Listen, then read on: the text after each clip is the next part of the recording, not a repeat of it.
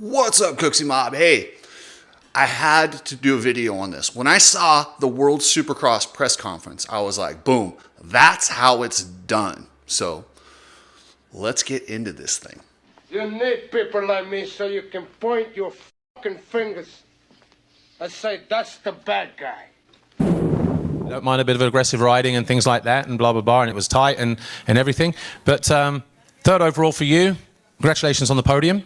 But how did you read this one today? Yeah, I mean, I think if you put a bunch of money on the line like we have here and put us on an arena cross track, I think that's the way it's going to go. At least for me, this is how I make a living. I'm not here to just ride around and have fun. I'm here to make some money and pay my bills. So that's what we're doing. We're battling for position. And if these guys want to take it easy, they can take it easy. But I'm going to race hard. All right, guys, so how about that? Vince Friese gets up there. He doesn't say, hey, I'm sorry. I thought I had more room. I didn't see him. It wasn't my fault. He didn't say any of that stuff. He said, you know what, guys? You put a bunch of us on a track and let us race for money. I'm here to make money, and that's what I'm going to do. And I'm going to race these guys like that. And if they don't want to, that's their fault. That is how you handle an incident like this. Badass. The fact... If they penalized him, I'm not sure if they penalized him in that first one for jumping on the red cross, which he clearly did, but it was shady because like the red cross was like halfway and they'd already jumped the first section. It's really hard not to triple in after you've already made that. So if they docked him for that, that would suck. Or if they docked him for either one, it sucks. But they did dock him, which is kind of crappy.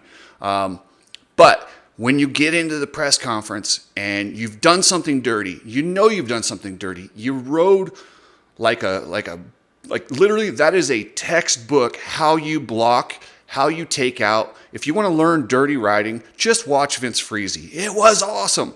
But that's what guys did in the 90s. Denny Stevenson has been very active on, like social media. He commented on a couple of my posts. He's cool with it. And for a guy who raced back in the day to see this type of action and be cool with it, that just shows you that's the way racing should happen. Whether you like it or not, it sparks emotion, whether you're mad at Vince or you're not. And don't get me wrong, I love Dino. Dino is one of the best guys out there, and he handled it really well too. Let's take a listen to his response. Yeah, it was exciting. The fans loved it, and that was cool. But me and Vince have been getting into it a little bit, and yeah, I mean, hey, I told him after the race, you're making me tougher. That's one thing I'm not that aggressive. I try to be, I'm maybe a little bit too nice of a guy, right? But yeah, it was aggressive racing, but what I told him was I wasn't cool with the brake checking. I got brake checked on the landing of the jump in the back a couple of times, and he's looking back, and hey, I wasn't cool with that. I let him know. I'm the biggest crybaby here. I'm a Windsor, so I just want to let everyone know that I'm crying right now.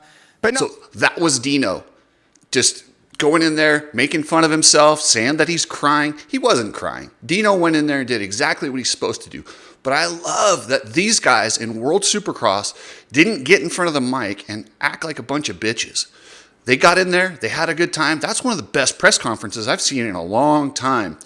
But you can see, if you go back to the Friese video, and I'll throw it up here on the screen, it's so funny when they start talking about it. You see Dino can't help it. Body language doesn't lie, guys.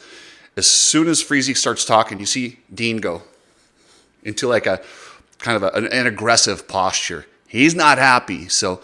But it's great storyline going into Australia. And with 3 main events, they're all still in it for the championship. This is awesome.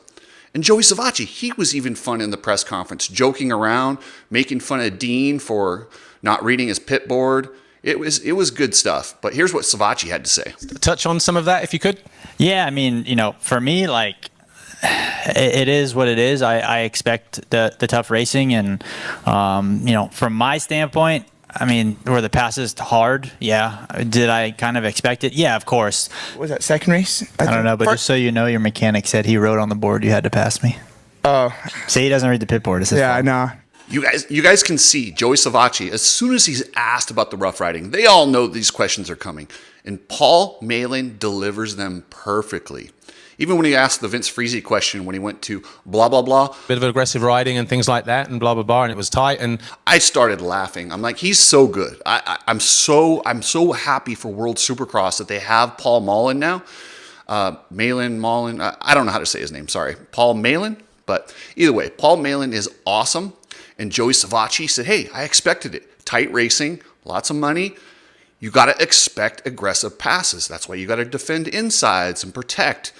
I did see, and I'll show you right here, where Vince Friese was brake checking when they were coming back into the stadium. It was pretty dirty, but it wasn't quite as bad as what Dean said. But I think Dean was so pissed because he knows had they raced forward, he wouldn't have been getting attacked from behind. He's got Matt Moss and these guys all over his ass. And if him and Friese had just raced forward, they probably could have got a little bit of a gap. But that's how Friese raced, and it worked for him. He's on the podium, so you can expect that from him. And I think he even said something about these guys have more talent than him, so he's got to race harder. Dude, I love the honesty. I love the straightforward, owning it, and just moving forward. This is what we need in the sport. And for those of you that get pissed off, want Vince Friese banned and all that, that's fine. Let that emotion flow. But now you got yourself a bona fide guy to cheer against a bad guy. Doesn't matter. Love him, hate him, you care about him. I absolutely loved that 2-row start and the way it had to, Roczen had bad qualifying, so it punished him. And it made for some exciting racing. I know some of you guys like the 2-row, some of you guys don't. Like I said, I honestly believe that's the future of racing. You can get more track space, especially in these stadiums like that where there's not a lot of room. A 2-row start solves a lot of problems, but you do need to get rid of the nursery blocks, as Paul Mullen calls them. Those things are ridiculous, and if you've got starting blocks, the guy in the second row has to avoid those, which that sucks. We got to get rid of starting blocks all the way around. Those are for beginner riders. Pros should not be using those. That's just something that's got to go away, especially if you're doing a 2-row start. It's actually a safety hazard. But the way Roczen rode, he rode really good, and he's so fast. He was able to just blitz the whoops and get clean past those guys. But if you watch the way Vince Friese protects going into that 180 before the triple, he goes right in the middle. It's perfect. Only way you're going to pass Vince Friese is to go in and get aggressive. And these guys like Ken and Dean, they're not used to having to do that and just riding, and they kind of care about their reputations a little bit. They don't want to be known as that guy. Where Friese does not, he truly does not care what these guys think. He's going to do what he's going to do, but he's so good at it. Watch him. I'll show you right here where he goes right in the middle and leaves Roczen almost nowhere to go. Whereas when Dean was in the lead, Dean went outside like he was on the track all by himself. And I mean, you might as well just serve it up right to Friese. He's like, oh, you're going to do that? Okay, well, here's what I'm going to do. And just blasted him.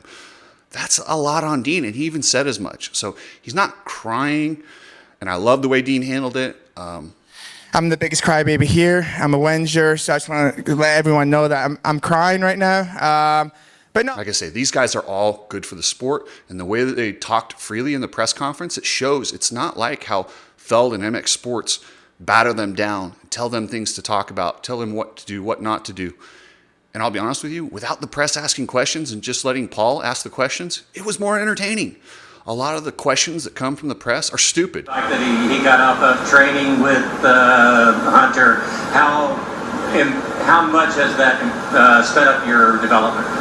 What do you mean? Training with the Lawrences. Oh, I don't train with them.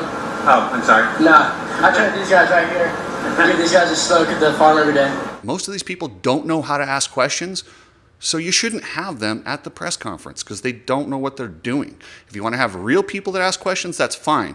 But they got to be able to ask real questions and, But either way, World Supercross is on track. They're kicking ass.